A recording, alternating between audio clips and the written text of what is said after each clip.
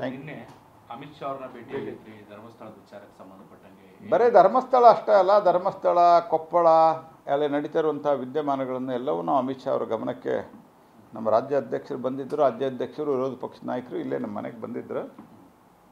ನಾವು ಅವ್ರ ಸಮಯ ಕೇಳಿದ್ವಿ, ಅವ್ರ ಸಮಯ ಕೊಟ್ಟರು. ನಾವು ಹೋಗಿ ಅವ್ರಿಗೆ ಯಾವ ರೀತಿಯಾಗಿ ತುಷ್ಟೀಕರಣ, ಗಣಪತಿಗೆ ರೆಸ್ಟ್ರಿಕ್ಷನ್ನು, ಹಿಂದೂ ವಿರೋಧಿ ನೀತಿ ಇದನ್ನೆಲ್ಲ ಮಾನ್ಯ ಅಮಿತ್ ಶಾ ಅವ್ರ ಗಮನಕ್ಕೆ ತೊಗೊಂಬಂದಿದೆ. ನಾನು ಗಮನಿಸ್ತಾ ಇರ್ತೀನಿ ಗಮನಿಸ್ತಾ ಇರ್ತೀನಿ ಮತ್ತು ಅಗತ್ಯ ಬಿದ್ದಾಗ ನಾವು ಕ್ರಮ ಕೈಗೊಳ್ತೀವಿ ಅನ್ನುವಂಥ ಮಾತು ಹೇಳಿದ್ದಾರೆ. ಆಮೇಲೆ ಎಣ್ಣೆ ಒತ್ತಾಯ ಆಗಿತ್ತು, ಈವನ್ BJP ಹಲವು ಸಂಸದರು ಕೂಡ ಒತ್ತಾಯ ಮಾಡಿದರು. ಮತ್ತು ಕೆಲವು ಸ್ವಾಮೀಜಿಗಳ ನಿಯೋಗ ಕೂಡ ನಿಮ್ಮ ಕಡೆನೂ ಬಂದಿತ್ತು, ಅಲ್ಲೂ ಹೋಗಿತ್ತು, ಅವರು ಕೂಡ ಒತ್ತಾಯ ಮಾಡಿದರು. ಇದ್ರ ಬಗ್ಗೆ ಏನಾಗ್ತದೆ? ಇಲ್ಲ, ನಾವು ಇದನ್ನು ಸರಿಯಾಗಿ ತನಿಖೆ ಮಾಡಲಿಕ್ಕೆ ಏನು ಕ್ರಮ ಕೈಗೊಳ್ಬೇಕು ಕೈಗೊಳ್ರಿ ಅಂತ ಹೇಳಿದ್ವಿ. ನೀವು ರಾಜ್ಯ ಸರ್ಕಾರಕ್ಕೂ ನಿರ್ದೇಶನ ಕೊಡ್ರಿ, ನೀವು ಯೋಗ್ಯ ರೀತಿಯಲ್ಲಿ ಇದು ತನಿಖೆ ನಡೀಬೇಕು ಅನ್ನುವಂಥ ಮಾತು ಹೇಳಿದ್ವಿ. ಯಾಕಂದರೆ ಕೆಲವರು ಕಡೆಯಿಂದ ಏಜೆನ್ಸಿ ಬದಲಾಗಬೇಕು, ತನಿಖಾ ಏಜೆನ್ಸಿ ಅನ್ನೋಂಥ ರೀತಿ SIT ಅಲ್ಲ, SITಗೆ ಸರಿಯಾಗಿ ಮಾನಿಟರ್ ಮಾಡಲಿಕ್ಕೆ ಏನಾದರೂ ಒಂದು ವ್ಯವಸ್ಥೆ ಮಾಡಬೇಕು ಅನ್ನುವಂಥದ್ದು.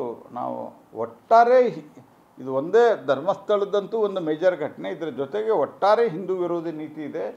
ಇದರ ಬಗ್ಗೆ ನೀವು ಸಮಯ ಸಂದರ್ಭ ಬಂದಾಗ ಕಟ್ಟುನಿಟ್ಟಿನ ಒಂದು ಸೂಚನೆಯನ್ನು ರಾಜ್ಯ ಸರ್ಕಾರ ಕೊಡಬೇಕು ಅನ್ನೋ ಡಿಮಾಂಡ್ ನಾವು ಮಾಡಿದ್ದೇವೆ.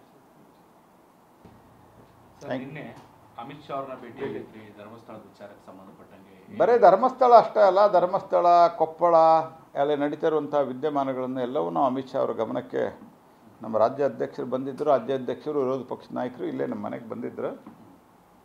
ನಾವು ಅವ್ರ ಸಮಯ ಕೇಳಿದ್ವಿ, ಅವ್ರ ಸಮಯ ಕೊಟ್ಟರು. ನಾವು ಹೋಗಿ ಅವ್ರಿಗೆ ಯಾವ ರೀತಿಯಾಗಿ ತುಷ್ಟೀಕರಣ, ಗಣಪತಿಗೆ ರೆಸ್ಟ್ರಿಕ್ಷನ್ನು, ಹಿಂದೂ ವಿರೋಧಿ ನೀತಿ ಇದನ್ನೆಲ್ಲ ಮಾನ್ಯ ಅಮಿತ್ ಶಾ ಅವ್ರ ಗಮನಕ್ಕೆ ತೊಗೊಂಬಂದಿದೆ. ನಾನು ಗಮನಿಸ್ತಾ ಇರ್ತೀನಿ ಮತ್ತು ಅಗತ್ಯ ಬಿದ್ದಾಗ ನಾವು ಕ್ರಮ ಕೈಗೊಳ್ತೀವಿ ಅನ್ನುವಂಥ ಮಾತು ಹೇಳಿದ್ದಾರೆ. ಆಮೇಲೆ ಎಣ್ಣೆ ಒತ್ತಾಯ ಆಗಿತ್ತು, ಈವನ್ BJP ಹಲವು ಸಂಸದರು ಕೂಡ ಒತ್ತಾಯ ಮಾಡಿದರು. ಮತ್ತು ಕೆಲವು ಸ್ವಾಮೀಜಿಗಳ ನಿಯೋಗ ಕೂಡ ನಿಮ್ಮ ಕಡೆನೂ ಬಂದಿತ್ತು, ಅಲ್ಲೂ ಹೋಗಿತ್ತು, ಅವರು ಕೂಡ ಒತ್ತಾಯ ಮಾಡಿದರು. ಇದ್ರ ಬಗ್ಗೆ ಏನಾಗ್ತದೆ?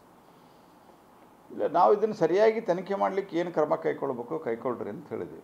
ನೀವು ರಾಜ್ಯ ಸರ್ಕಾರಕ್ಕೂ ನಿರ್ದೇಶನ ಕೊಡ್ರಿ, ನೀವು ಯೋಗ್ಯ ರೀತಿಯಲ್ಲಿ ಇದು ತನಿಖೆ ನಡೀಬೇಕು ಅನ್ನುವಂಥ ಮಾತು ಹೇಳಿದ್ವಿ. ಯಾಕಂದರೆ ಕೆಲವರು ಕಡೆಯಿಂದ ಏಜೆನ್ಸಿ ಬದಲಾಗಬೇಕು, ತನಿಖಾ ಏಜೆನ್ಸಿ ಅನ್ನೋಂಥ ರೀತಿ SIT ಅಲ್ಲ, SITಗೆ ಸರಿಯಾಗಿ ಮಾನಿಟರ್ ಮಾಡಲಿಕ್ಕೆ ಏನಾದರೂ ಒಂದು ವ್ಯವಸ್ಥೆ ಮಾಡಬೇಕು ಅನ್ನುವಂಥದ್ದು. ನಾವು ಒಟ್ಟಾರೆ ಇದು ಒಂದೇ ಧರ್ಮಸ್ಥಳದಂತೂ ಒಂದು ಮೇಜರ್ ಘಟನೆ, ಇದರ ಜೊತೆಗೆ ಒಟ್ಟಾರೆ ಹಿಂದೂ ವಿರೋಧಿ ನೀತಿ ಇದೆ.